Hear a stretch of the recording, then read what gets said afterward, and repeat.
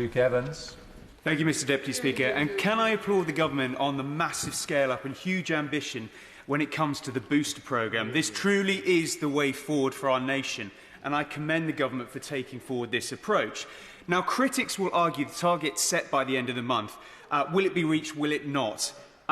Don't listen to them. Their myopic political point scoring will be forgotten in the light of the fact government is doing everything it can to get jabs into arms, because that's the way out. But I accept there need to be some measures, and I want to talk to them now.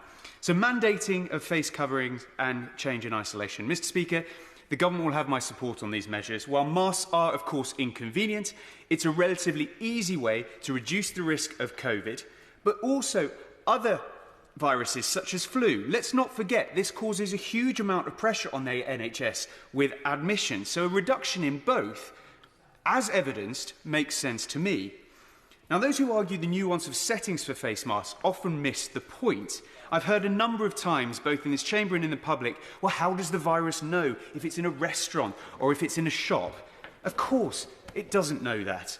But that's not the point. The point is, what is the easiest measures that, when applied to the population as a whole, will reduce the risk as best as possible? And the government has to balance this at mass levels. So what can be implemented to reduce the risk of COVID, while mitigating the instant economic and non-COVID damage that could occur in vulnerable sectors like hospitality? So a change in self-isolation speaks to this. I think it's difficult, but a fair balance.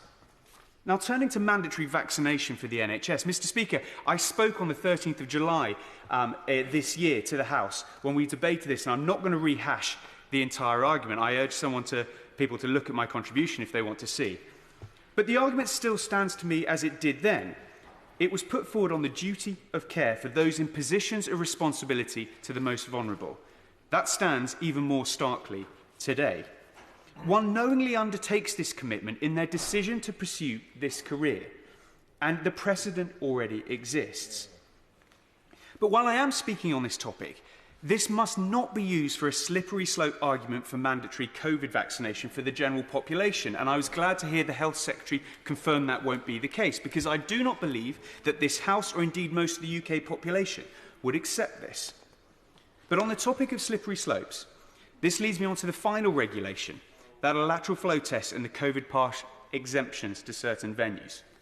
I'm against vaccine passports. I don't believe they are practical, moral, ethical, or indeed evidence-based in a scientific rationale. The closest comparison we have is Scotland, and their 70-page report does not provide the evidence for passes. To introduce such a huge change in our health management of our nation requires a full and thorough debate, and I don't believe it'll be done justice tonight. I am so pleased the government has listened and added lateral flow tests in as an alternative, because at least this provides a choice. But I can't support COVID passes. I worry about the slippery slope.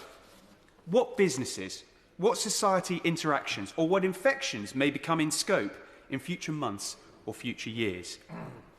In closing, looking to the future, I said in the House on the 6th of June 2021, what is most needed is a full debate on the risk we as society are prepared to tolerate when it comes to COVID.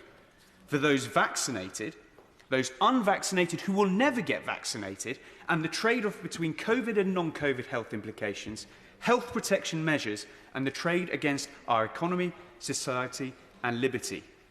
I hope the House will bring a debate next year. And some.